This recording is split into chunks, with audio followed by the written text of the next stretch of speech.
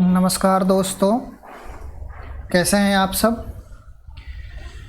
हम आज शुरू करेंगे फिजिक्स के first chapter unit and dimensions को, जिसका लेक्चर 1 जिसके पार्ट 1 को मैं आज डिस्कस करूंगा।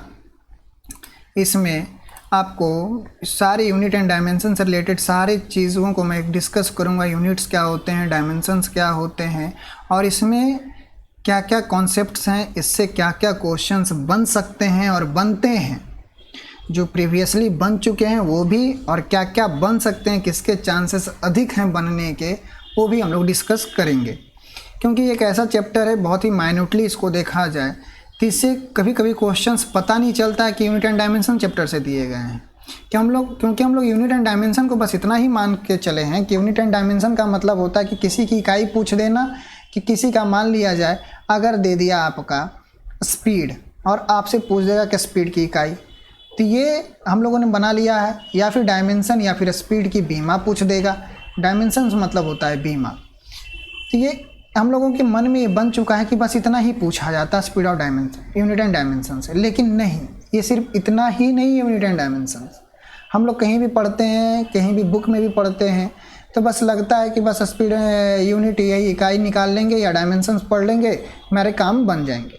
लेकिन यूनिट डायमेंशन में बहुत सारी चीज़ें हैं जो आप लोगों से अछूती बहुत सारे टीचर नहीं कवर कर पाते हैं और बताते हैं, लड़के ध्यान नहीं दे पाते हैं, क्योंकि लड़कों को लगता है यूनिट एंड डायमेंशन तो बहुत हल्की चीज़ है और यही 1-2 क्वेश्चंस से वो चूक जाते हैं। तो आज हम लोग डिस्कस करेंगे यूनिट एंड डायमेंशन से रिलेटेड सारे छोटे से छोटे क्वेश्चंस, बड़े से बड़े क्वेश्चंस को विथ थ्योरी। पहले थ्योरी करेंगे, फिर सारे क्वेश्चंस को हम लोग करेंगे। क्वेश्चंस भी हम प्रैक्टिस करेंगे और क्वेश्चंस जो भी होंगे वो आपके प्रीवियस ईयर के क्वेश्चंस नहीं होंगे। मैं प्रीवियस ईयर के क्वेश्चंस नहीं कराऊंगा, क्योंकि प्रीवियस ईयर जो भी एग्ज़ाम हुए थे एनटीपीसी से रिलेटेड हो या एनटीपीसी आज से 5-6 साल पहले हुए थे, 6 साल पहले हुआ था, तो 6 साल क्वेश्चन का लेवल 6 साल पहले क्वेश्चन का लेवल कुछ और था, अब के क्वेश्चन का लेवल कुछ और हो सकता है। क्योंकि हम लोगों ने एएलपी में या फिर जेई के एग्ज़ाम में या फिर ग्रुप डी में हम लोगों ने देख लिया कि क्वेश्चन के लेवल क्या हो सकते हैं। अगर मैं क्वेश्चन के लेवल की बात करूं तो हम लोगों को पता चल चुका है कि क्वेश्चन का लेवल क्या हो सकता है इन सारे एग्ज़ाम से के क्वेश्चंस को देखे।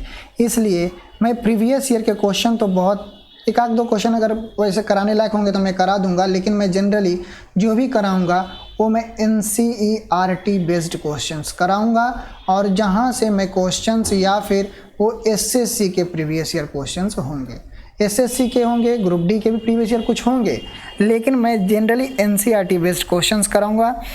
और बाकी प्रीवियस ईयर तो आपको सारे बुक्स में अवेलेबल हैं, सारे टीचर्स कराते हैं, तो जो मैं वो सारी चीज़ कराऊंगा जो सारे टीचर्स नहीं करा रहे हैं। ऐसा मैं नहीं बोल रहा कि सारे टीचर्स को नहीं मत पता है, सारे जानते हैं, लेकिन वो इस चीज़ को नहीं कराते हैं। उनकी कुछ बात रही होगी, रहते होंगे, मुझे नहीं पता, मैं उन सब पढ़-चढ़ों में फंसना भी नहीं चाहता। मैं बस इतना जान रहा हूँ कि मैं NCERT बेस्ड क्वेश्चंस कराऊंगा और वो अच्छे लेवल से, जीरो से लेके एडवांस लेवल तक के सारे प्रॉब्लम्स को मैं कवर करूँगा हर एक चैप्टर में। सिर्फ यूनिट एंड डायमेंशन की बात नहीं करूँगा, हर एक चैप्टर में करूँगा। तो बिना कोई टाइम खोटी किए मैं शुरू करता हूँ आज के चैप्टर को, जिसका नाम है यूनिट एंड डायमेंशंस। इसका मतलब होता है इकाई एवं बीमाएँ, इकाई एवं बीमाएँ। चलिए देखते हैं क्या होता है, यूनिट एंड डायमेंशंस क्या है। तो पहले इसमें आता है, यहाँ पर यूनिट्स नहीं होंगे, ये क्वांटिटी होगा। ये आपका क्वांटिटीज़ हो जाएगा। तो ये हम लोग पहले समझते हैं कि यूनिट किसकी निकाली जाती है, यूनिट आखिर निकाले किसके जाते हैं। तो यहाँ पर आपको पता होगा कि यूनिट्स आप लोगों ने पढ़ भी रखा होगा कि यूनिट्स जो निकाले जाते हैं। 1 मिनट में नया स्लाइड ही शुरू करता हूँ। यूनिट्स जो होते हैं वो निकाले जाते हैं, कोई भी यूनिट जो होते हैं वो निकाले जाते हैं किसी भी भौतिक राशि की, किसी भी भौतिक राशि का यूनिट्स होता है, यानी इकाई निकाली जाती है। अब ये भौतिक राशि किसकी क्या होती है, ये भौतिक राशि क्या है? तो वो सारी राशियाँ वैसी राशि जिसे मापा जा सकता है, जिसे मापा जा सकता है। ज़रूरी नहीं कि हम लोग उसको किलोमीटर में माप रहे हैं, मीटर में माप रहे हैं, किलोग्राम में माप रहे हैं, किसी भी चीज़ में माप रहे हैं उसे हम लोग भौतिक राशि कहते हैं। जैसे हम लोग बात करें अगर दूरी की या फिर समय की या फिर चाल की, ये सारी चीज़ों को हम लोग माप सकते हैं। वज़न को माप सकते हैं, तापमान को, वो सारी राशियाँ जिसे हम लोग मीज़र कर सकते हैं, माप सकते हैं, वो सारी राशियाँ क्या कहलाती है? भौतिक राशियाँ कहलाती है। अब कुछ चीज़ें ऐसी हैं जिसे हम लोग माप नहीं सकते हैं। जैसे अगर मैं कहूँ दर्द, पेन, किसी के हाथ पैर में दर्द हो रहा हो तो क्या उसे हम लोग माप सकते हैं? अगर कोई कह दिया कि कितनी दूरी चले हो जी, तो 10 किलोमीटर मैंने चला है। अगर मैं समय की बात करूं तो समय कितना चला है? समय अगर बोला जाए तो समय 10 सेकंड के लिए मैंने चला या 5 घंटे के लिए चला। वज़न कितना था? अगर मैंने आज सब्ज़ी ली तो उसके वज़न कितने हैं? तो वज़न अगर बोला जाए कि वज़न उसके 10 केजी हैं, तो ये इसको हम लोग माप सकते हैं। लेकिन अगर दर्द की बात की जाए तो दर्द कितने हैं, क्या दर्द है, नहीं पता, इसे हम लोग माप नहीं सकते हैं। किसी से पूछो कितना दर्द दे रहा है तो कहेगा बहुत अधिक, या फिर सिर्फ अधिक, या कम, बहुत कम, ये सारी चीज़ें। तो ये कोई यूनिट नहीं है, इससे आप लोग नहीं अंदाज़ा लगा सकते। कोई अगर बोल दिया कि बहुत अधिक, तो आप उसको मेज़र नहीं कर सकते, माप नहीं सकते कि उसके दर्द कितने हैं। अगर कोई आपसे बोलता है या बोलती है कि मैं आपसे प्यार करती हूँ या करता हूँ, तो प्यार को भी आप लोग मेज़र नहीं कर सकते, हम लोग माप नहीं सकते। कितना प्यार करते हो? बहुत अधिक करता हूँ, बहुत करता हूँ। तो ये कोई मेज़रमेंट नहीं हुआ, कोई मापा नहीं जा सकता है, क्योंकि इसके लिए कोई यूनिट नहीं है। जिसकी भी यूनिट होगी वो सारी भौतिक राशियाँ होगी, और भौतिक राशियों के ही इकाई होते हैं जिसे हम लोग माप सकते हैं। क्लियर है बात यहाँ तक? अब बात करते हैं कि ये आपका फंडामेंटल क्वांटिटीज़ कुछ होते हैं। अब फंडामेंटल जो क्वांटिटीज़ होते हैं, 2 तरह के क्वांटिटीज़ होते हैं। एक होते हैं फंडामेंटल जो फिजिकल क्वांटिटीज़ होते हैं, उसको 2 तरह में बांटा जाता है। मैं एक और नया स्लाइड लेता हूँ। देखिए, फिजिकल क्वांटिटीज़ जो होते हैं यानी कि भौतिक राशियाँ जो होती है वो भी 2 तरह की होती है, ये भी 2 तरह की होती है। एक आपका हो गया मूलभूत राशियाँ, और एक होता है व्युत्पन्न राशियाँ, इंग्लिश में जिसे कहते हैं फंडामेंटल क्वांटिटीज़, और इसको कहते हैं डिराइव्ड क्वांटिटीज़। यानी कि आप समझते हैं क्या होता है मूलभूत और क्या होता है व्युत्पन्न। मूलभूत मतलब वैसी राशियाँ जिसे कि परिभाषित करने के लिए या दर्शाने के लिए किसी दूसरे राशि की ज़रूरत न पड़े, यानी कि वो इंडिपेंडेंट होगा। नहीं समझ में आई होगी बात? मतलब कि अगर मैं बात करूं कि तापमान की, कि अगर मैं कमरे में एसी चला कर रखा हूं तो उसका तापमान क्या है, कितना ठंडा है, कितना गर्म है। अगर वो 20 डिग्री सेल्सियस है, या फिर किसी के शरीर का तापमान अगर मान लिया जाए 313 केल्विन है, तो वो आपका केल्विन है, डिग्री सेल्सियस है। तो इसमें किसी और राशि की ज़रूरत नहीं पड़ी, ये किसी और राशि पर निर्भर नहीं है, वो स्वतंत्र है, वो खुद में एक राशि है, खुद में। उसे किसी दूसरे राशि को ज़रूरत नहीं पड़ रही है अपने बारे में बताने के लिए। अगर मेरे बारे में पूछा जाए या किसी के बारे में पूछा जाता है तो उसे पहचान होती है कि ये फलाने का लड़का है। तो ये उसको अपने वजूद को बताने के लिए किसी दूसरे की सहायता लेनी पड़ रही है, तो मूलभूत नहीं हुआ। लेकिन जिस राशि को अपना वजूद बताने के लिए किसी दूसरे की सहायता न ली जाए, वैसी राशियाँ मूलभूत राशियाँ कहलाती है। जैसे अगर हम लोग बोल देते हैं कि अभिषेक बच्चन, तो अभिषेक बच्चन कौन है? अमिताभ बच्चन का बेटा अभिषेक बच्चन, तो वो आपका मूलभूत नहीं हुआ। लेकिन अगर वही मैं शाहरुख खान की बात करूं तो शाहरुख खान के आप में से कितने लोगों को शाहरुख खान के पिताजी का नाम नहीं पता होगा? इसलिए तो शाहरुख खान यहाँ क्या हुआ? मूलभूत हो गया। लेकिन यहाँ पर शाहरुख खान आपका क्या है? मूलभूत राशियाँ हैं। लेकिन वही मैं अभिषेक बच्चन की बात करूँ कि अभिषेक बच्चन क्या है, तो अभिषेक बच्चन जाना जाता है अमिताभ बच्चन की वजह से। तो यहाँ पर ये अमिताभ बच्चन की वजह से जाना जाता है, तो ये मूलभूत नहीं है, क्योंकि इसको अपने आप को परिभाषित करने के लिए किसी दूसरे की ज़रूरत पड़ रही है। उम्मीद है आपको समझ में आ रही होगी बातें। तो वैसी राशियाँ जिससे अपने आप को परिभाषित करने के लिए, दर्शाने के लिए किसी दूसरे राशि की ज़रूरत नहीं पड़े, वैसी राशियों को कहते हैं हम लोग मूलभूत राशियाँ। जैसे कि आपका तापमान हो गया, दूरी हो गई, समय हो गया, ये सारी चीज़ें आपकी मूलभूत राशियाँ कहलाती है। व्युत्पन्न राशियाँ क्या होगी? तो वैसी राशियाँ, यानी कि ये डिपेंडेंट होगा, किसी न किसी पे आधारित तो होगा। ये आधारित किस पे होगा? तो डिपेंडेंट होगा मूलभूत पर, मूलभूत राशियों पर निर्भर होगा। क्योंकि अगर मैं इसका उदाहरण देता हूँ कि चाल, कोई भी गाड़ी की स्पीड क्या है, उसकी चाल क्या है, तो आप क्या कहते हो कि 50 किलोमीटर हर घंटे में वो जा रहा है, वो 50 किलोमीटर हर घंटे में जा रहा है, यानी कि वो कितनी दूरी तय कर रहा है और तय करने में उसको समय भी लग रहा है। यानी आप चाल को बताने के लिए दूरी का भी प्रयोग कर रहे हो, समय का भी प्रयोग कर रहे हो, और ये दूरी जो है आपका मूलभूत राशि है, ये भी मूलभूत है और ये मूलभूत राशियाँ हैं। तो ये दोनों मूलभूत राशियों को निर्भर कर रहा है। व्युत्पन्न राशियाँ किस पे निर्भर कर रही है? मूलभूत राशियों पे निर्भर कर रही है। उम्मीद है क्लियर हो गई होगी बातें यहाँ तक। तो मूलभूत राशियाँ कितनी हैं? अगर मैं मूलभूत राशियों की बात करें तो मूलभूत राशियाँ कितनी हैं, ये फंडामेंटल क्वांटिटीज़ कितनी? कभी कभी क्वेश्चंस में पूछे जाते हैं कि निम्न में से कौन सा मूलभूत राशि नहीं है, या निम्न में से कौन सी मूलभूत राशियाँ है। तो ये आपको यहाँ पे याद करना होगा कि ये जो आपके 7 हैं, ये आपके मूलभूत राशियाँ हैं। ये आपके मूलभूत राशियाँ हैं कि कौन कौन से हैं? ये 7 आपके मूलभूत राशियाँ कहलाती है। ये आपके 7 जो हैं ये मूलभूत राशियाँ कहलाती है। पहला है आपका मास, जिसको हिंदी में कहते हैं हम लोग द्रव्यमान। द्रव्यमान, किसी का वज़न कितना है वो आपका मास होता है, द्रव्यमान होता है। अब लेंथ क्या होता है? इसको हिंदी में कहते हैं लंबाई। आराम से पढ़ेंगे। लंबाई आखिर कैसे इसको डिफाइन करेंगे? लंबाई क्या? अगर मैं 1 मीटर बोल रहा हूँ, अगर मैं 2 मीटर बोल रहा हूँ, तो आखिर क्या?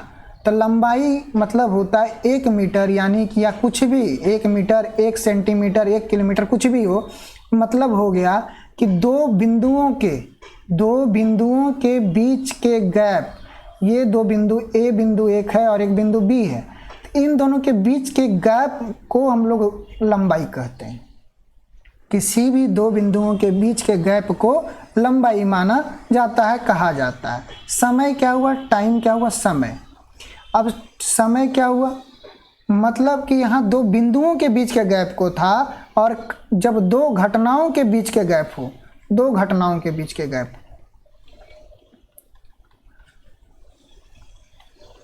के बीच जब गैप होगा, यानी कि यहाँ से घर से निकलने का समय कुछ और होगा और वहाँ स्कूल पहुँचने के बीच का समय कुछ और होगा। तो ये 2 घटनाएं हो रही है, घर से निकल रहा है, एक पहुँच रहा है, इसके बीच में कितने का गैप हुआ, कितने समय का गैप हुआ, वही आपका समय बताएगा। 2 घटनाओं के बीच के गैप को हम लोग समय कहते हैं। टेम्परेचर आपका क्या हो गया? तापमान। क्या तापमान है किसी वस्तु को, जो हमें बताता है कि कोई वस्तु कितनी ठंडी है, कितनी गर्म है। नेक्स्ट है इलेक्ट्रिक करंट, ये होता है आपका विद्युत। ये आपका क्या होता है, इसको डिफाइन कैसे करेंगे? तो 1 सेकंड में आवेश का प्रवाह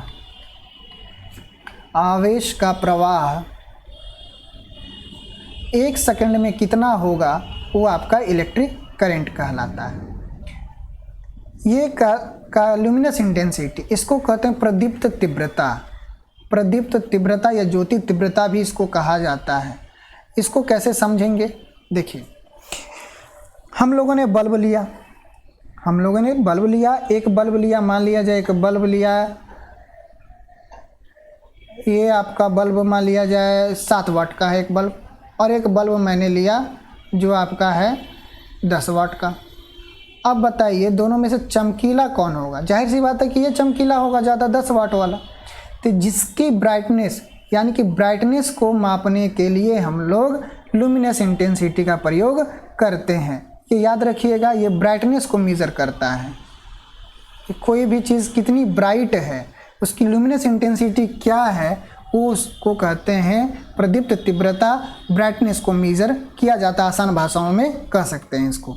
अब क्वांटिटी ऑफ मैटर क्या है, पदार्थ की मात्रा। पदार्थ की मात्रा ये बेसिकली कुछ होता नहीं है, ये जनरली आपको बताता है कि न्यूमेरिकल वैल्यू को दर्शाता है कि क्या इसके न्यूमेरिकल वैल्यू होंगे। तो उम्मीद है यहाँ तक आप लोगों को सबको समझ में आ गई होगी बातें।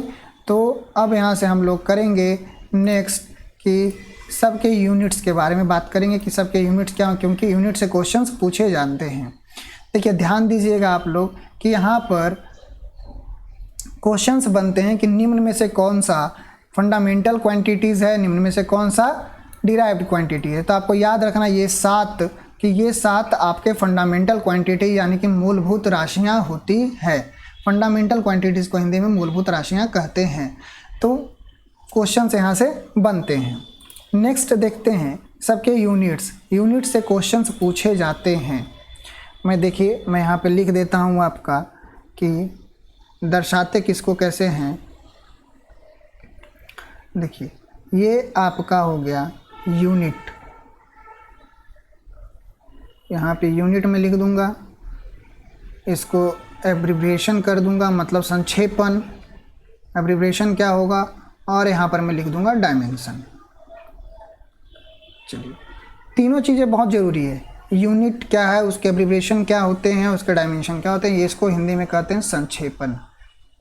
संक्षेप में उसको कैसे लिखते हैं, चलिए देखते हैं कि क्या क्या होते हैं। फर्स्ट है आपका मास। मास का यूनिट आपका होता है किलोग्राम।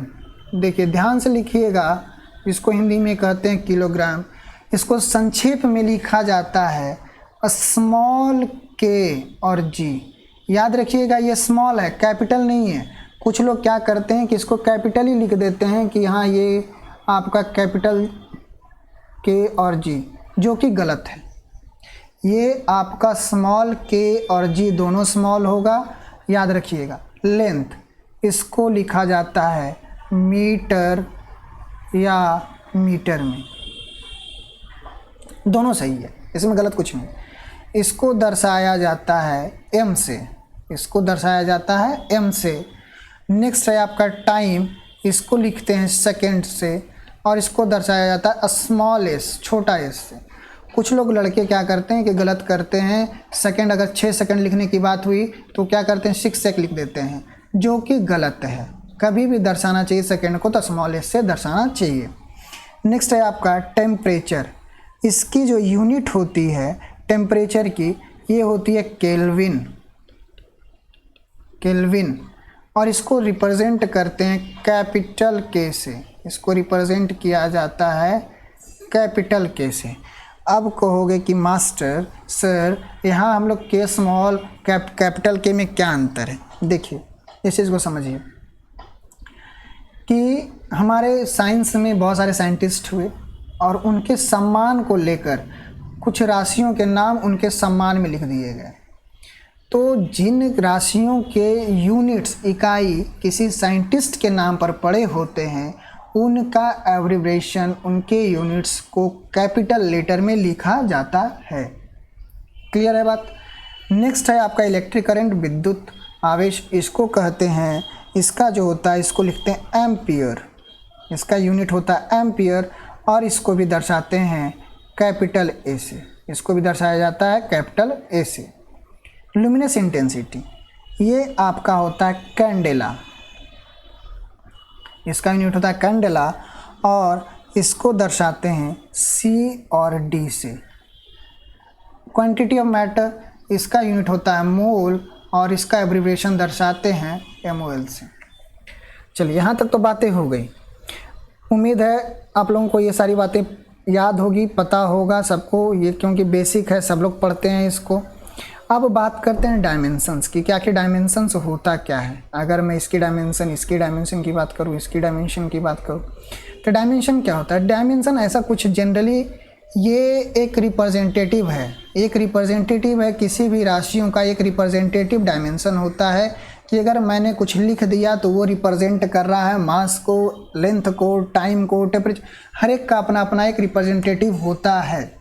जैसे शादी में, अगर आपके घर में शादी है, कोई फंक्शन है, तो ज़रूरी नहीं कि जिसमें आपके रिश्तेदार से जिनके नाम से आपने कार्ड दिया वही आए, उनके अपने एक रिप्रेजेंटेटिव आते हैं, उनका बेटा आ जाएगा, उनका भाई आ जाएगा, तो वो आने का मतलब क्या हुआ कि उसने उस फैमिली को रिप्रेजेंट कर दिया। बस यहाँ पर यही है कि हर एक को प्रतिनिधित्व के लिए ये प्रतिनिधित्व करता है किसी भी फंडामेंटल क्वांटिटीज़ को, कि अगर मैंने लिख दिया तो मैंने उसे दर्शा दिया। तो मास को दर्शाते हैं, मास को दर्शाया जाता है m से। चलिए देखिए, मास को दर्शाया जाता है m से।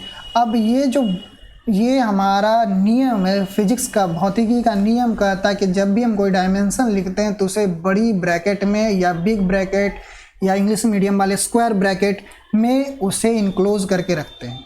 आजकल जनरली क्या हो रहा है कि क्वेश्चंस भी जब दिए जा रहे हैं तो क्वेश्चंस में भी लोग बड़े ब्रैकेट को इंक्लूड नहीं कर रहे हैं, जो कि गलत है, क्योंकि ऐसा वो साइंस के नियम को फॉलो नहीं कर रहे हैं।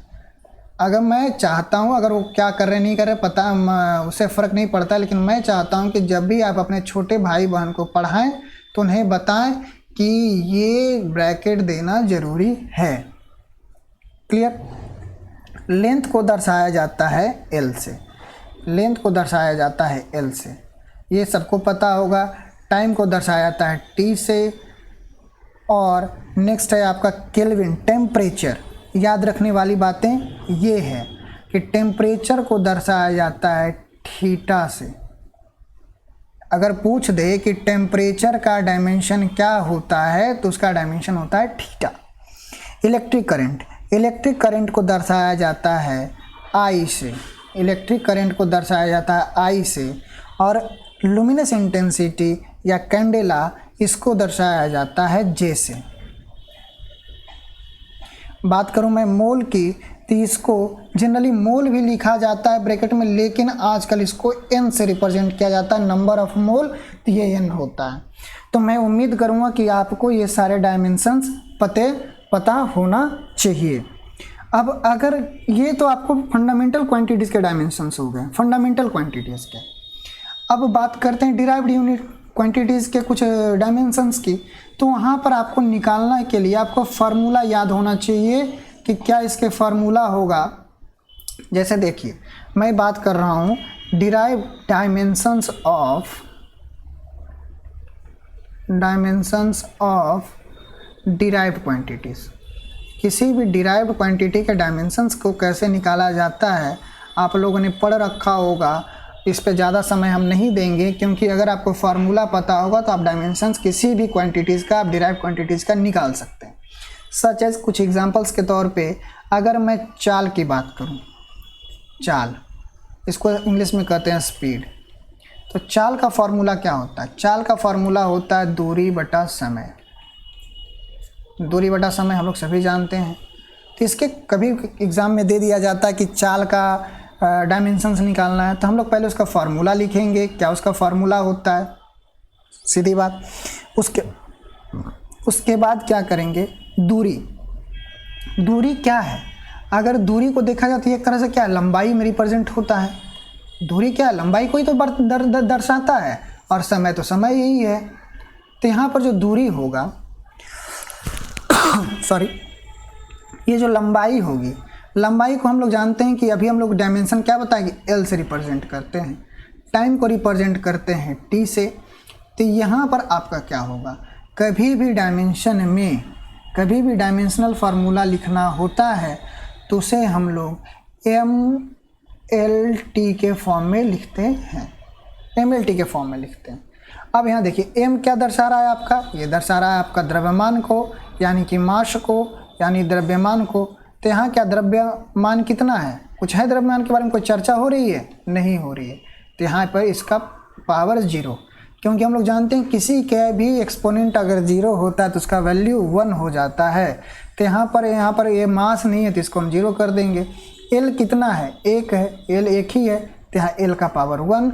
और टाइम नीचे है, जब डिनोमिनेटर से किसी चीज़ को न्यूमरेटर में यानी कि हर से जब किसी चीज़ को अंश में लेके आ जाता है तो उसका एक्सपोनेंट निगेटिव हो जाता है। तो यानी कि आपका चाल का जो डायमेंशनल फार्मूला होगा वो आपका होगा m0 L1 T1 -1। क्लियर है बात यहाँ तक? समझ में आ गई होगी बातें? तो ये बहुत सारे डिराइव्ड क्वांटिटीज़ हैं जिनके डायमेंशनल फार्मूला आपको पढ़ने होंगे और एग्ज़ाम में पूछे जाते हैं, तो उस पर ज़्यादा परेशान नहीं होना है। कुछ चीज़ों को मैं आपको PDF दे दूंगा, सारे डायमेंशन को आपको डिस्क्रिप्शन में मिल जाएंगे, उसके लिंक PDF डाउनलोड करने के लिए। सारे डायमेंशनल फार्मूला आज तक जितने पूछे जाते हैं, जितने पूछे गए होंगे, सारे का लिंक आपको डिस्क्रिप्शन में मिल जाएगा, वहाँ से आप डाउनलोड कर सकते हैं। उसमें ज़्यादा समय नहीं देना है क्योंकि एग्ज़ाम नज़दीक है, तो उस पर ज़्यादा समय नहीं देते हुए बस उसको एक नज़र देख लेना है। वहाँ से आपको सारे डायमेंशनल फार्मूला का PDF आपको मिल जाएगा। चलिए नेक्स्ट बात करते हैं हम लोग, फंडामेंटल फोर्सेस इन नेचर। अब ये क्या भाई नया लोचा आ गया, कहोगे सर ये क्या पढ़ा रहे हो फंडामेंटल फोर्सेस इन नेचर। तो मूलभूत बल, देखिए इसको समझिएगा ढंग से। क्वेश्चन से यहाँ से पूछे जाते हैं, कैसे पूछे जाते हैं मैं बताता हूँ, और पूछे गए हैं और पूछे जाएंगे, क्योंकि एक ऐसी चीज़ है जिससे क्वेश्चन हम बन सकते हैं, लड़के का ध्यान नहीं होता है। क्या होता है समझिएगा। मूलभूत बल क्या हुआ? आप कहोगे कि सर फोर्सेस तो बहुत सारे होते हैं, तो यहाँ 4 ही क्यों लिखा गया है? जी ज़रूर। अगर मैं दैनिक जीवन की बात करूँ तो दैनिक जीवन में आपको लगभग 1000 फोर्स से कम नहीं मिलेगा, 1000 टाइप्स, कम से कम 1000 टाइप के फोर्स मिलेंगे। तो इसमें सारे फोर्स को इंक्लूड करना, लिखना पॉसिबल तो नहीं है, बताना तो सही नहीं है। सुबह उठते हैं हम लोग, पैदल चलते हैं, कोई काम कर रहे हैं उसमें भी फोर्स लग रहा है, पैदल चल रहे हैं तो फोर्स लग रहा है, बल लग रहा है। बल के बारे में हम लोग जानते हैं, किसी चीज़ को खींचते हैं तो बल लगता है, धकेलते हैं तो बल लगता है।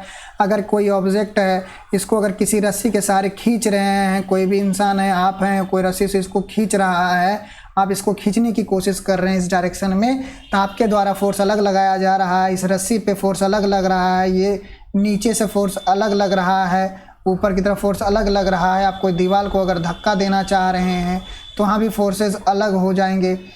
तो इतने सारे फोर्सेस हैं, तो ये 4 ही क्यों?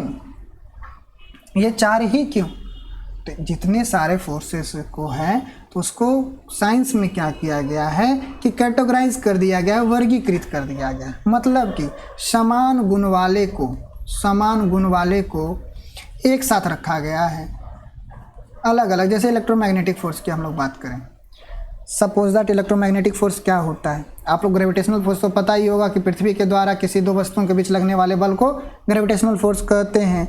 ये पृथ्वी के द्वारा भी लगता है, साथ ही साथ ग्रेविटेशनल जो होता है किसी भी 2 ऑब्जेक्ट, कोई भी 2 ऑब्जेक्ट है, इन दोनों के बीच आकर्षण लगने वाले आकर्षण बल को, आकर्षण बल जो होता है ये कहलाता है आपका ग्रेविटेशनल फोर्स कहलाता है। किसी भी 2 ऑब्जेक्ट के, ऑब्जेक्ट ए और बी, और चाहे इन दोनों के बीच की दूरी अनंत क्यों ना हो, दोनों वस्तु के बीच की दूरी अनंत क्यों ना हो, उसे कहते हैं हम लोग ग्रेविटेशनल फोर्स। नेक्स्ट है आपका इलेक्ट्रोमैग्नेटिक फोर्स। इलेक्ट्रोमैग्नेटिक फोर्स यहाँ पर आप लोग समझते होंगे कि इलेक्ट्रोमैग्नेटिक फोर्स क्या होता है। चलिए देखते हैं कब करके हम लोग इलेक्ट्रोमैग्नेटिक फोर्स क्या होते हैं। अरे क्या आ गया? देखिए इलेक्ट्रोमैग्नेटिक फोर्स देखते हैं क्या होता है। हम लोगों ने पढ़ा है, हम लोग जानते हैं कि इलेक्ट्रोमैग्नेटिक फोर्स क्या होता है। तो हम लोग इतना कह सकते हैं कि जब 2 इनर इलेक्ट्रिक चार्ज के बीच, देखिए 2 इलेक्ट्रिक चार्ज के बीच, 2 विद्युत आवेश के बीच लगने वाले बल को हम लोग कहते हैं इलेक्ट्रोस्टैटिक फोर्स। ये आप लोग जानते होंगे। और 2 मैग्नेट के बीच, 2 मैग्नेटिक पोल के बीच लगने वाले बल को, 2 मैग्नेटिक पोल के बीच लगने वाले बल को कहते हैं मैग्नेटिक फोर्स। अब ये दोनों का कॉम्बिनेशन ही तो है इलेक्ट्रोमैग्नेटिक फोर्स। यहाँ देखिए ये दोनों का कॉम्बिनेशन ही तो है। और भी तरह के इलेक्ट्रोमैग्नेटिक फोर्स होते हैं, जैसे जब भी 2 फोर्स, 2 सरफेस, अगर एक ऑब्जेक्ट आपका ये ए है और दूसरा ऑब्जेक्ट बी है, इन दोनों का सरफेस जैसे ही कांटेक्ट में आएगा तो contact between two forces is also known as electromagnetic force. अगर कोई भी फोर्स, अगर ये ऑब्जेक्ट इधर से इधर जा रहा है तो यहाँ पर आपको पीछे एक फोर्स लगेगा, फोर्स ऑफ फ्रिक्शन, ये भी आपका इलेक्ट्रोमैग्नेटिक फोर्स है। अगर किसी रस्सी को खींचा जाता है तो रस्सी में लगने वाला बल भी होगा, वो आपका होगा इलेक्ट्रोमैग्नेटिक फोर्स। किसी स्प्रिंग के द्वारा लगने वाला फोर्स भी इलेक्ट्रोमैग्नेटिक। तो इस तरह से हम कहना चाह रहे हैं कि बहुत सारे फोर्सेस होते हैं जिसको कि हम लोगों ने इन चारों पार्ट में कैटेगराइज कर दिया है। अब कहोगे कि मास्टर इससे क्वेश्चन कैसे पूछता है, इतना बड़ा लंबा चौड़ा तो लेक्चर तुमने समझा दिया, लेकिन इसकी क्वेश्चंस कहाँ हैं?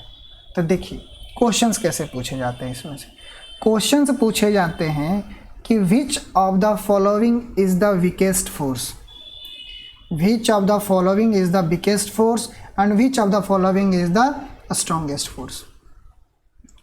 वीकेस्ट और स्ट्रॉन्गेस्ट का मतलब क्या हुआ? सबसे कमजोर बल कौन सा है और सबसे प्रबल कौन सा है, यानी कि सबसे मजबूत बल कौन सा है। क्वेश्चन यहाँ से पूछे जा चुके हैं और पूछे जाएंगे, ये याद रख लो आप कि क्वेश्चन से पूछे गए हैं और पूछे जाएंगे, इसकी गारंटी मैं देता हूँ। आप प्रीवियस ईयर उठा के देख लो, क्वेश्चन आपको मिलेंगे कि which of the following is the weakest force, ये क्वेश्चन आ चुका है। तो यहाँ पता कैसे चलेगा कौन सा ग्रेविटेशनल वीकेस्ट है या इलेक्ट्रोमैग्नेटिक है, स्ट्रॉन्ग है या वीक? तो यहाँ पर लड़का जो क्या करेगा, लड़का देखेगा कि अरे यहाँ पर तो वीक लिखा हुआ है तो ये वीक हो जाएगा और ये स्ट्रॉन्ग है तो स्ट्रॉन्गेस्ट हो जाएगा। तो आपको पता चलेगा -2.5 आप करके आ चुके हैं। आप तो कह क्या है इस मास्टर हम तो सही बना के आए हैं, तो लेकिन आपका जवाब गलत हो। देखिए क्या होता है, सबकी वैल्यूज़ का मैंने टेबल बना दिया है, आप यहाँ पे देख सकते हो कि फंडामेंटल फोर्सेस इन नेचर जो भी अवेलेबल हैं उसके नेम, उसका रेस्ट्रेंथ, उसका रेंज और उसका कहाँ कहाँ वो ऑपरेट कहाँ कहाँ लगता है। हिंदी मीडियम वालों के लिए थोड़ा सा ये कष्टकारी होगा, तो आपको मैं बता दूं कि आपको इतना से मतलब नहीं है, ये आपको एक्स्ट्रा नॉलेज के लिए, जो एक्स्ट्रा पढ़ना चाह रहे हैं उनके लिए है, और जो exam oriented, railway, NTPC, SSC oriented हैं उनके लिए बस इतना ही काफ़ी होगा, इतना ही काफ़ी होगा आपका रेलवे, एनटीपीसी, ग्रुप डी और एसएससी के लिए। अब बाकी ये जो क्वेश्चंस है, इतना सारा जो लंबा चौड़ा मैंने दिया है, ये आपका एनडीए में पूछा जाता है, ये एनडीए के लिए है। बाकी रेलवे या फिर जहाँ भी आपको जो कॉम्पिटिटिव एग्ज़ाम होते हैं किसी भी सरकारी जॉब के लिए, रेलवे, एसएससी में इतना से ही आपको क्वेश्चंस पूछे जाते हैं। अब कैसे क्वेश्चंस पूछे जाते हैं मैं समझाता हूँ आपको, क्वेश्चंस कैसे बनेंगे मैं बताता हूँ आपको। देखिए क्वेश्चंस कैसे बनते हैं, आपसे क्वेश्चन पूछ देगा कि which of the following is the strongest force and which of the following is the weakest force. आपसे क्वेश्चन से ये पूछे जाएंगे, तो समझिए। देखिए अगर मैं ग्रेविटेशनल फोर्स की बात करूं, अगर ग्रेविटेशनल फोर्स का वैल्यू 1 लूं या फिर 10⁻�0, मैं एक स्टैंडर्ड वैल्यू ले रहा हूं, ध्यान दीजिएगा। अभी मैं बता नहीं रहा हूं कौन सा स्ट्रॉन्गेस्ट होगा कौन सा वीकेस्ट होगा, मैं बस एक एग्जांपल के तौर पे मैं आपको बता रहा हूं कि अगर ग्रेविटेशनल फोर्स का वैल्यू 1 होगा, 1 यानी कि 10⁻�0 होगा, तो इलेक्ट्रोमैग्नेटिक फोर्स का वैल्यू जो होगा 10⁻36 होता है। अगर ध्यान से सुनिएगा फिर से मेरी बात, अगर ग्रेविटेशनल गुरुत्वाकर्षण बल का मान 1 हो या 10⁻0 हो, तो इलेक्ट्रोमैग्नेटिक फोर्स का मान 10⁻36 होता है। आप समझ सकते हैं कि गुरुत्वाकर्षण बल से इलेक्ट्रोमैग्नेटिक फोर्स कितना ज़्यादा स्ट्रॉन्ग होता है, ये आप समझ सकते हैं। उसके बाद स्ट्रॉन्ग न्यूक्लियर फोर्स जो होता है, इसका वैल्यू होता है 10⁻38। अगर ग्रेविटेशनल फोर्स का मान 1 है तो स्ट्रॉन्ग न्यूक्लियर फोर्स का मान 10⁻38 होगा, यानी ग्रेविटेशनल फोर्स से ये भी ज़्यादा मजबूत हो गया और ये भी ज़्यादा मजबूत हो गया। अब बात करते हैं वीक न्यूक्लियर फोर्स की, तो वीक न्यूक्लियर फोर्स का वैल्यू होता है, अगर ग्रेविटेशनल फोर्स का वैल्यू 1 है तो वीक न्यूक्लियर फोर्स का वैल्यू 10⁻25 होगा। अब यहाँ पे आप देख के अंदाज़ा लगा सकते हैं कि कौन सा सबसे स्ट्रॉन्गेस्ट है, कौन सा सबसे वीकेस्ट है। जैसे अगर मैं इसको क्रम वाइज में सजा दूं, क्योंकि एग्ज़ाम में आपसे ये भी पूछा जा सकता है कि सब के स्ट्रेंथ के आधार पर क्रम में सजाएं, तो आप क्या करेंगे। चलिए देखिए, आप यहाँ पे देख के आपको पता चल रहा होगा ग्रेविटेशनल फोर्स जो है आपका सबसे कमज़ोर है, क्योंकि इसकी वैल्यू 1 है। और यहाँ पर स्ट्रॉन्ग न्यूक्लियर फोर्स जो है वहाँ पर उसकी वैल्यू सबसे अधिक होती है। तो आपको यहाँ पर मैं लिख देता हूँ कि सबसे कमज़ोर, सबसे मजबूत आपका होता है न्यूक्लियर फोर्स या स्ट्रॉन्ग न्यूक्लियर फोर्स। देखिए क्वेश्चन में क्या करेगा कि कभी कभी ये स्ट्रॉन्ग न्यूक्लियर फोर्स में स्ट्रॉन्ग को नहीं देगा, सिर्फ न्यूक्लियर फोर्स देगा। तो जहाँ सिर्फ न्यूक्लियर फोर्स दे रहा है तो मतलब आपको समझना है कि वो स्ट्रॉन्ग न्यूक्लियर फोर्स के बारे में चर्चा कर रहा है, नाभिक बल के बारे में चर्चा कर रहा है। इसका मतलब होता है नाभिक बल या नाभिकीय बल। क्वेश्चन में क्या करेगा, स्ट्रॉन्ग को इग्नोर कर देगा, सिर्फ न्यूक्लियर फोर्स देगा। अगर स्ट्रॉन्ग न्यूक्लियर फोर्स देगा तो कोई बात नहीं है, लेकिन कभी कभी ऑप्शन में क्या करता है, न्यूक्लियर फोर्स ही देता है। तो आपको समझना है कि स्ट्रॉन्ग न्यूक्लियर फोर्स के बारे में चर्चा हो रही है। आप कहोगे कि सर तो वीक न्यूक्लियर फोर्स को कैसे दर्शाएगा, तो वीक न्यूक्लियर फोर्स में क्या करता है कि न्यूक्लियर फोर्स को एलिमिनेट कर देता है। यहाँ पर सिर्फ लिख देगा वीक फोर्स। तो आपको समझना है कि वीक न्यूक्लियर फोर्स के बारे में चर्चा हो रही है।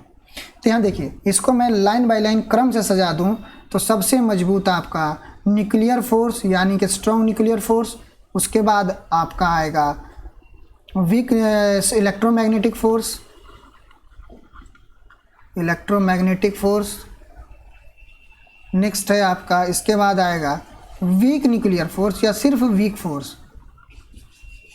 न्यूक्लियर फोर्स या फिर सिर्फ वीक, उसके बाद आएगा ग्रेविटेशनल फोर्स। अब आप समझिए कि ये अगर वैल्यू है आपका, ये अगर आपका वैल्यू दिया रहेगा, आपको क्रम में सजाने के लिए दिया रहेगा, तो भी आप आराम से सजा सकते हो कि सबसे स्ट्रॉन्ग न्यूक्लियर फोर्स, उसके बाद दूसरा इलेक्ट्रोमैग्नेटिक, थर्ड में वीक न्यूक्लियर फोर्स और फोर्थ में ग्रेविटेशनल फोर्स। ये आपका प्रीवियस ईयर में पूछा जा चुका है, सेम क्वेश्चन पूछा जा चुका है कि निम्न में से कौन सा बल सबसे कमज़ोर होता है या सबसे कमज़ोर है। तो आपको ऑप्शन क्या हुआ, ग्रेविटेशनल फोर्स। अगर पूछ दे कि निम्न में से कौन सा बल सबसे स्ट्रांग होता है तो आपका ऑप्शन होगा न्यूक्लियर फोर्स। और ऑप्शन में आपको यही 4 मिलेंगे, इसके अलावा कोई और नहीं मिलेगा। यही 4 ऑप्शन के साथ खेलता है और लोग इसमें वीक लगा के चले जाते हैं, इलेक्ट्रोमैग्नेटिक लगा के चले जाते हैं, ग्रेविटेशनल को स्ट्रॉन्ग मार के चले जाते हैं, जो कि गलत है। ये आपका जो सिलसिलेवार ढंग से होगा ये 4 होगा। अब जो एक्स्ट्रा पढ़ना चाहते हैं उनको मैं बता दूं कि ग्रेविटेशनल फोर्स का जो रेंज होता है वो इनफाइनाइट, मतलब कि 2 वस्तु के बीच की दूरी इनफाइनाइट भी होगी तो भी ये काम करता है। चाहे ऑब्जेक्ट कहीं हो, ब्रह्मांड में कहीं हो और अर्थ में कहीं हो, दोनों के बीच का डिस्टेंस अगर इनफाइनाइट मतलब अनंत दूरी पर होगा तो भी ग्रेविटेशनल फोर्स काम करता है, गुरुत्वाकर्षण बल काम करता है। इलेक्ट्रोमैग्नेटिक फोर्स जो होता है वो बहुत ही ज़्यादा दूरी तक, मतलब ज़्यादा दूर के लिए, वेरी लार्ज डिस्टेंस के लिए काम नहीं करता है। ये काम करता है चार्ज पार्टिकल्स के लिए, आवेशित कण के लिए। ये इलेक्ट्रोमैग्नेटिक फोर्स जो होता है वो आवेशित कणों में सिर्फ काम करता है। और ये ग्रेविटेशनल फोर्स पूरे ब्रह्मांड के सारे पदार्थों के बीच, सारे ऑब्जेक्ट के बीच काम करता है। अगर बात करूँ स्ट्रॉन्ग न्यूक्लियर फोर्स की, तो स्ट्रॉन्ग न्यूक्लियर फोर्स नाभिक न्यूक्लियॉन्स और हेवियर एलिमेंट्री पार्टिकल्स के बीच काम करता है और ये बहुत ही कम दूरी के लिए काम करता है, वेरी शॉर्ट। यानी कि ये इसकी दूरी लगभग 10⁻⁻15 मीटर, 10⁻⁻15 मीटर के बीच के गैप पे ये काम करता है। उससे ज़्यादा हो जाएगा तो ये काम नहीं करेगा। लेकिन 2 वस्तुओं के बीच इतना कम गैप होता है, लेकिन यहाँ पर आपका दोनों के बीच जो बल होता है बहुत ही स्ट्रांग होता है, बहुत ही मजबूत होता है और इसी का काम किया जाता है। एटॉमिक बम में इसी का प्रयोग किया जाता है। होता है फिर वेरी शॉर्ट और सब न्यूक्लियर साइज के लिए, वीक न्यूक्लियर फोर्स के लिए ये इलेक्ट्रॉन और न्यूट्रॉनों में प्रयोग किया जाता है। उम्मीद है फंडामेंटल फोर्सेस इन नेचर से सारे क्वेश्चंस आपके क्लियर हो गए होंगे। इससे ज़्यादा क्वेश्चंस आपसे नहीं पूछे जाएंगे और ये आप बना देंगे। क्लियर है? अब बात करते हैं कुछ अलग, कुछ नेक्स्ट क्या है आपका, देखते हैं नेक्स्ट टॉपिक क्या है। तो नेक्स्ट टॉपिक है सम प्रैक्टिकल यूनिट्स। अब सम प्रैक्टिकल यूनिट्स क्या होते हैं मैं आपको बताता हूँ। देखिए प्रैक्टिकल यूनिट्स क्या होते हैं, उसमें है आपका पहला एस्ट्रोनॉमिकल यूनिट, इसको हिंदी में कहते हैं खगोलीय दूरी। खगोलीय दूरी को एस्ट्रोनॉमिकल यूनिट्स में मापा जाता है। आखिर ये होता क्या, इसको समझते हैं। इसको समझते हैं, देखिए मान लिया जाए ये आपका सन है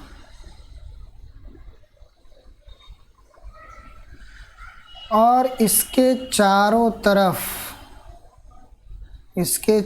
तरफ अर्थ घूम रहा है। ये आपको देखिए, ये आपका अर्थ रोटेट कर रहा है।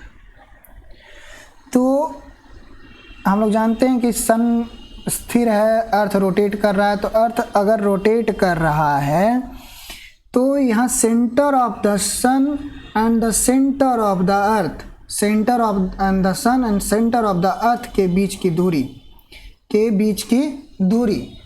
यहाँ देखिए, हम किसी चीज़ को मैं डेफिनेशन को मैं लिखवा नहीं रहा हूँ, क्योंकि लिखा हुआ डेफिनेशन आपको सारे बुक में, बहुत सारे बुक्स में मिल जाएंगे, बहुत सारे किताब आप लोग पढ़ चुके होंगे, डेफिनेशन लिखा हुआ, बस समझना आपको है।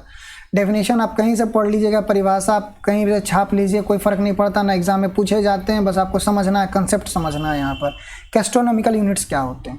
तो एस्ट्रोनॉमिकल यूनिट्स होते हैं कि सूर्य के केंद्र से पृथ्वी के केंद्र के बीच की दूरी को एक खगोलीय इकाई कहा जाता है।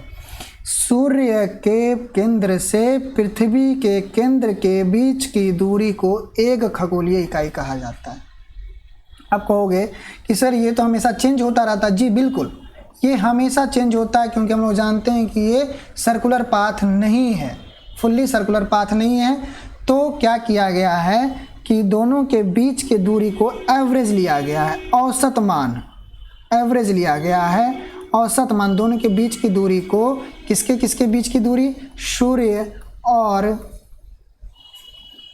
पृथ्वी दोनों के केंद्र के बीच की औसत दूरी को एक खगोलीय इकाई कहते हैं। और इसका जो मान होता है वो होता है 1.496 इंटू 10⁻11 मीटर, कहीं आपको मिलेगा, या फिर एग्जैक्ट वैल्यू में आप लगभग में कहना चाहेंगे तो 15 इंटू 10⁻11 मीटर आपको मिलेगा। ये आपका सही जवाब होगा। अगर आपसे पूछा जाए कि एक एस्ट्रोनॉमिकल यूनिट की वैल्यू कितनी होती है, तो 15 × 10⁻11 मीटर के बराबर एक खगोलीय इकाई होती है। क्लियर है? उम्मीद हमें समझा पाया होगा। फिर से समझते हैं कि किसी सूर्य के केंद्र से पृथ्वी के केंद्र के बीच की दूरी, और ये दूरी बदलती रहती है, तो उसके बीच के औसत दूरी को, ये औसत दूरी हम लोग लेते हैं, एग्जैक्ट दूरी नहीं लेते हैं, एग्जैक्ट दूरी नहीं होती, औसत दूरी को एक खगोलीय इकाई, एक एस्ट्रोनॉमिकल यूनिट कहा जाता है। चलिए नेक्स्ट है आपका लाइट ईयर। इसको हिंदी में कहा जाता है प्रकाश वर्ष। इसको हिंदी में कहा जाता है प्रकाश वर्ष। ये क्या होता है भाई, समझते हैं, देखते हैं क्या होगा।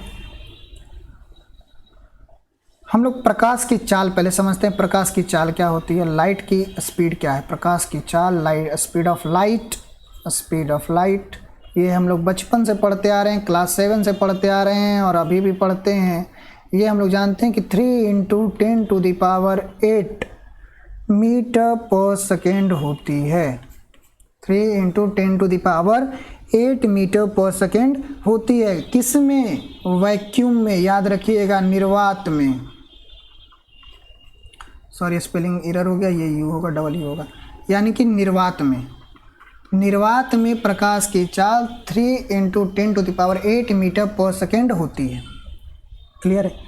अब लाइट ईयर क्या होता है, अब यहाँ समझते हैं। तो प्रकाश के द्वारा, आप लोग डेफिनेशन जानते होंगे, प्रकाश के द्वारा एक वर्ष में, लाइट के द्वारा एक वर्ष में कितनी दूरी तय की गई उसी को कहा जाता है 1 लाइट ईयर, यानी कि 1 वर्ष में। तो 1 वर्ष में कितने दिन? 365 दिन। 365 दिन में कितने घंटे? तो 24 घंटे हो गए। 24 घंटे में कितने मिनट? ये आपको कहाँ तक? ये आपका 365 दिन हो गया। ये घंटा में चेंज हो चुका है मल्टीप्लाई करने के बाद ये मिनट में चेंज हो चुका है। अब ये सेकंड में चेंज हो चुका है।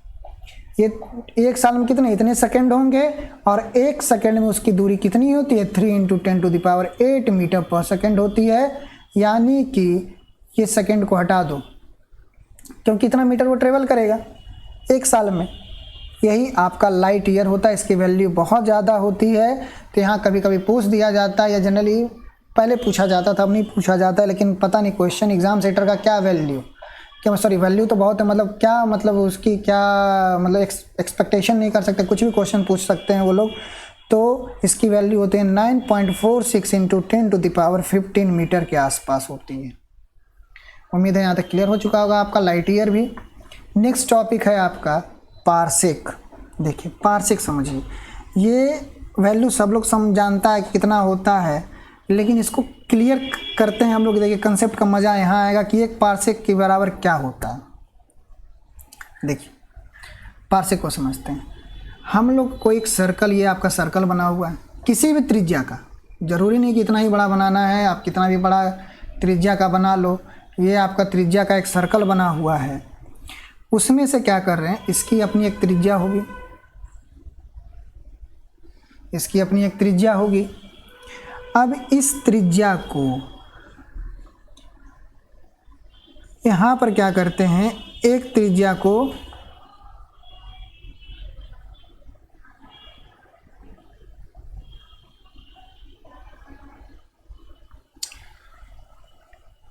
तो ऐसा इसको यहीं पे समाप्त करते हैं हम लोग लाइट ईयर तक। अब इसके बाद के अगले टॉपिक से, इसके बाद जो भी टॉपिक्स होंगे इसको हम लोग अगले वीडियो में कवर करेंगे। यहाँ तक उम्मीद है आप लोगों को बहुत समझ में आया होगा। उम्मीद है आप लोगों को ये समझ में आया होगा। नहीं समझ में आप और किन्हीं के साथ क्या दिक्कत हो रही है, किसी समझ नहीं आया, कौन सा टॉपिक नहीं समझ में आया, या फिर आप हमारे वीडियो क्वालिटी में क्या इम्प्रूवमेंट करना चाहते हैं और क्या कवर करवाना चाहते हैं, अगर आपके पास कोई सुझाव हो, कोई शिकायत हो, तो आप ज़रूर हमें कमेंट में बताएंगे, और आपका कमेंट का हमें इंतज़ार रहेगा। और wish you all the very best. अच्छे से पढ़ें, जम के पढ़ें,